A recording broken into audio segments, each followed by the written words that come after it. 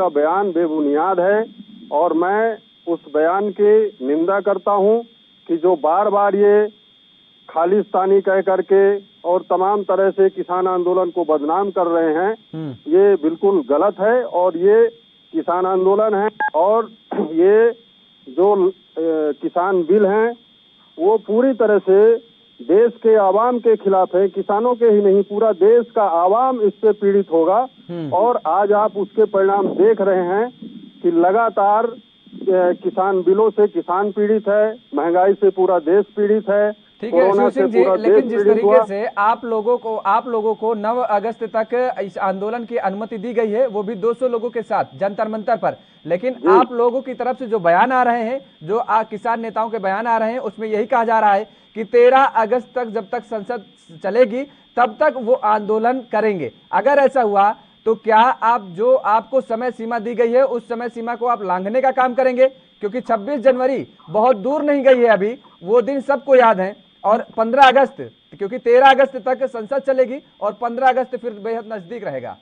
देखिए, ये सरकार की बहुत बड़ी साजिश है कि 9 अगस्त तक किसानों को जंतर मंतर में परमिशन है, इसके बाद आप रोक लगा रहे हैं। इसका मतलब कि 9 से और 13 के बीच फिर आप कोई न कोई काला कानून पास करना चाहते हैं।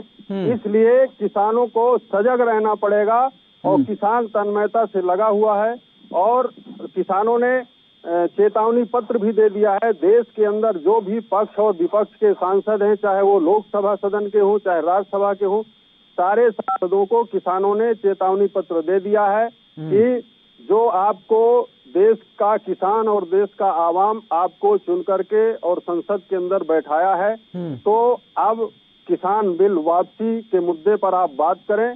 और यदि सरकार कोई फिर से ऐसा कानून लाना चाहती है तो उस पर आप समर्थन न करें कि फिर से कोई सरकार काला कानून पास कर दे कि देश को खतरा पैदा हो जाए। इसलिए किसान को सजग रहना है, अडिग रहना है। इसलिए किसानों ने कहा कि हम 13 तारीख तक करेंगे, किसान नेताओं ने। जी ठीक है विजेंद्र प्रताप सिंह, 13 तारीख तक किसानों का ये आंदोलन चलता रहेगा, किसानों का ये कहना है, जबकि उन्हें केवल 9 तारीख तक ही ये परमिशन दी गई है कि 9 अगस्त तक ही वो आंदोलन कर सकते हैं।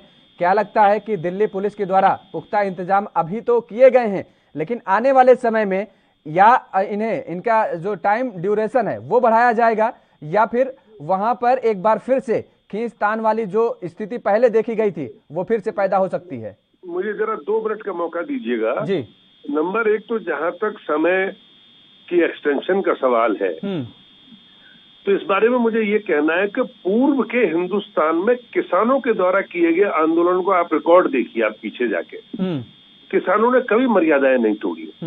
इन्होंने 26 जनवरी पे क्या किया, मैंने जो आपने देश में दुनिया ने देखा है, मैंने कहा ना कि ये लोग किसान नहीं हैं, ये लोग ठेकेदार हैं।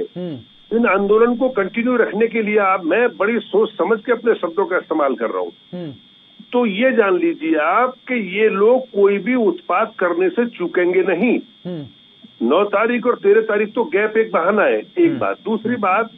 दूसरी बात इसी 8 जुलाई को केंद्र सरकार ने, मोदी सरकार ने मंडियों को मजबूत करने के लिए, मंडियों के ढांचे को मजबूत करने के लिए इतनी बड़ी रकम 1 लाख करोड़ रुपए की राहत को किसानों को दी है, जिससे मंडियां मजबूत होंगी।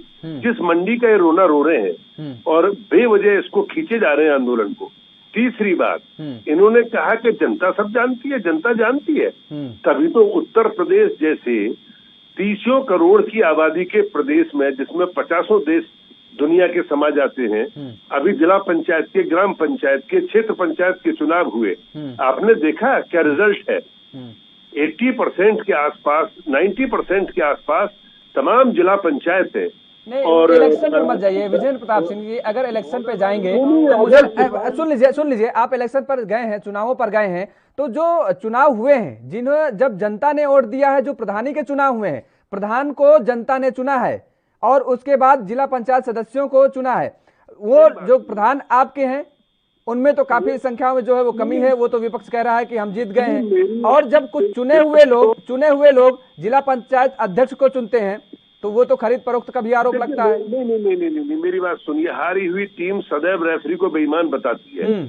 माहौल जो उत्तर प्रदेश का है उसने ये रिजल्ट्स ने, हारी हुई टीम तो सदैव बताती आई है कि रेफरी बेईमान है, ये रिजल्ट्स बताते हैं कि स्थिति है क्या। जनमानस पे केंद्र की पॉलिसी और प्रदेश की पॉलिसियों का इतना असर है। किसान कानूनों के प्रति रोष होता तो परिणाम कुछ और होते, जनता सब समझती है। इनका ये कहना कि दुनिया देख रही है, हाँ हम कहते हैं देख रही है, लेकिन उसके परिणाम देखिए ना, परिणाम क्या आ रहे हैं।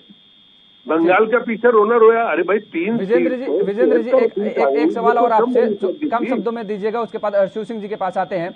विजेंद्र जी, क्या ये जो परिणाम आए हैं, जो चुनावों का, जिन चुनावों का आप जिक्र कर रहे हैं, उन चुनावों के परिणाम आपको इतना गदगद कर दिए हैं कि क्या यही वजह है अब किसानों की बात ना मानने की, कि अब और भी किसान जो मांग कर रहे हैं सरकार उस मांग को नहीं मानेगी और सरकार अपने कही हुई बातों पर अडिग रहेगी?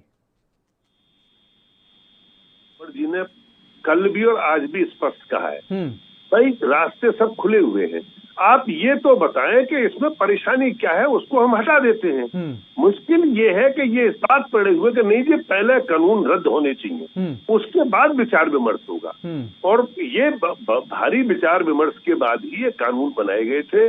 दशकों से इस पर मंथन चिंतन चल रहा था, जो क्षेत्र के इसके जानकार विशेषज्ञ उनसे राय मशवरा ली जा रही थी पिछले 7 सालों से लगातार लगभग, और तब ये जाके पारित हुए। ये सारी बातें जो इसमें तीनों कानून में लगभग कही गई, ये तो पीछे कांग्रेस की भी मंशा थी, शरद पवार जी उनकी भी मंशा थी कि इस तरह किसानों को राहत मिलनी चाहिए। और हम तो इतने बड़े हम भी हो गए उम्र के लिहाज से, देखिए हम भी सोचते थे कि हर आदमी अपनी कीमत, पेन बनाने वाला पेन की कीमत तय करता है, पेंसिल बनाने वाला पेंसिल की, और फिर हम किसान लोग हैं, हमें कोई हक ही नहीं है कि हम अपनी चीज अपनी मर्जी से नहीं बेच सकते हैं।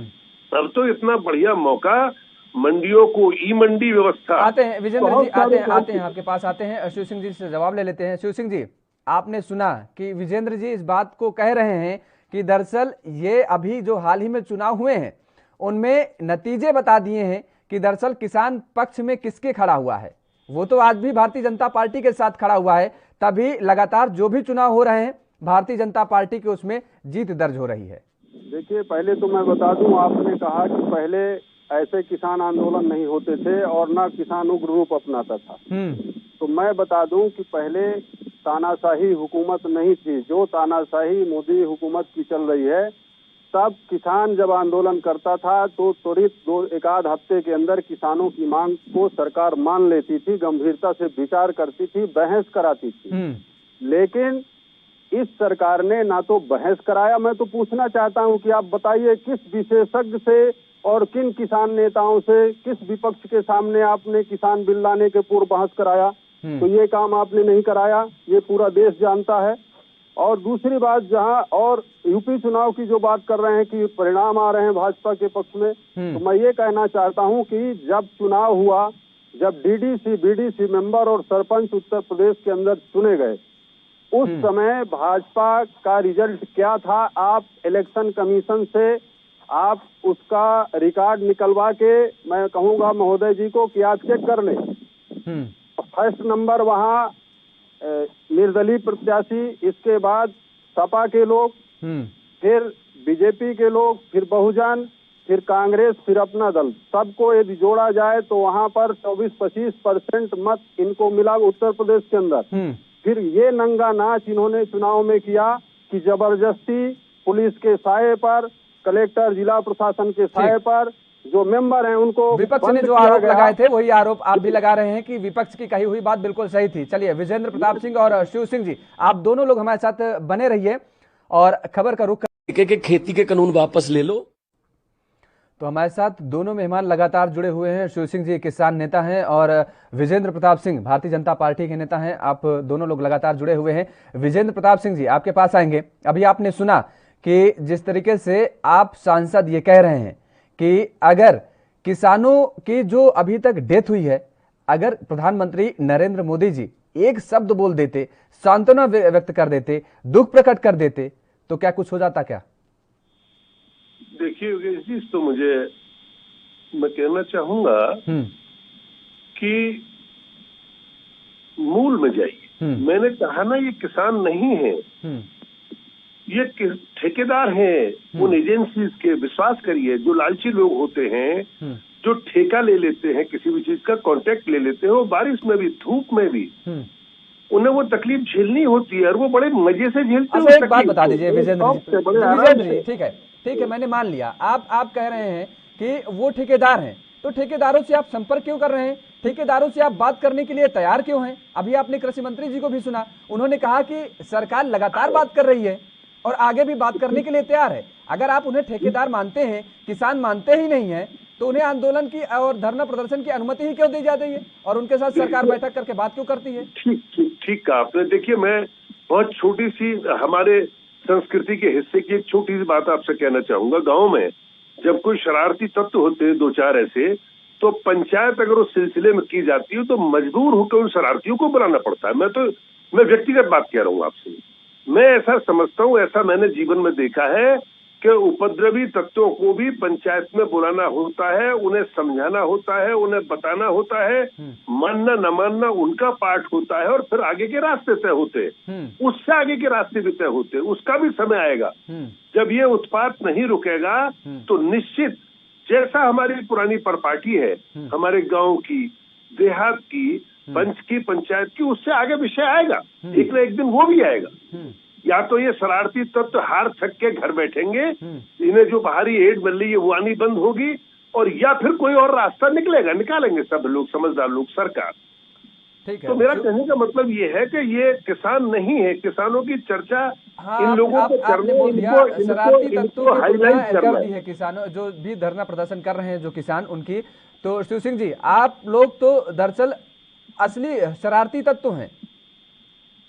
देखिए, अब मैं क्या कहूं कि आप लगातार जो है मानहानि कर रहे हैं देश के किसानों की, देश के आवाम की, और आप धमकी भी दे रहे हैं कि शरारती तत्वों के लिए हमारे सरकार के पास रास्ते हैं। तो मतलब आप अपने सरकार की आप मंशा बता रहे हैं कि आपकी सरकार पूरी तरह से गुंडागर्दी पर जो है आमादा है, और यदि आप गुंडागर्दी करेंगे तो ये किसान गांव-गांव से जब निकलेगा तो आपको देश भी छोड़ना पड़ेगा, यदि आप इस तरह की धमकी देश के किसानों को दे रहे हैं। और रही बात, मैं तो आपको बताना चाहता हूं कि आप जानकारी ले लीजिए कि इन किसान कानूनों के खिलाफ यूनाइटेड किंगडम के house of Commons, Canada, New Zealand और ऑस्ट्रेलिया के संसद में बहस हो चुकी है। अंतर्राष्ट्रीय मानवाधिकार की नजर भी है। संयुक्त राष्ट्र संघ भी इस सरकार के तानाशाही हुकूमत को देख रहा है कि किस तरह से देश का किसान आंदोलित है और किस तरह से आप उनको कष्ट और पीड़ा पहुंचा रहे हैं, उनके आंदोलन को कुचलने का काम कर रहे हैं। तो मैं ये कहूंगा कि ये सरकार तानाशाही पूर्ण रवैया अपना रही है, और किसान इस भारत के लोकतांत्रिक देश में अपना लोकतांत्रिक तरीके से आंदोलन कर रहा है, और वो तब तक आंदोलन करेगा जब तक ये बिल वापस नहीं होंगे। सरकार यदि लाठी गोली चला करके दमन करना चाहती है तो किसान लाठी गोली खाने के लिए भी तैयार है, लेकिन वो अपनी पीढ़ी को आगे बर्बाद होने से नहीं देखना चाहता है, इसलिए वो आज किसान बिल के खिलाफ आंदोलित है। चलिए, आप दोनों मेहमानों का हमारे साथ जुड़ने के लिए बहुत बहुत धन्यवाद। तो लगातार किसानों का आंदोलन जारी है और किसान है कि अपनी मांगों को लेकर के आंदोलन कर रहे हैं। उधर सरकार है कि सरकार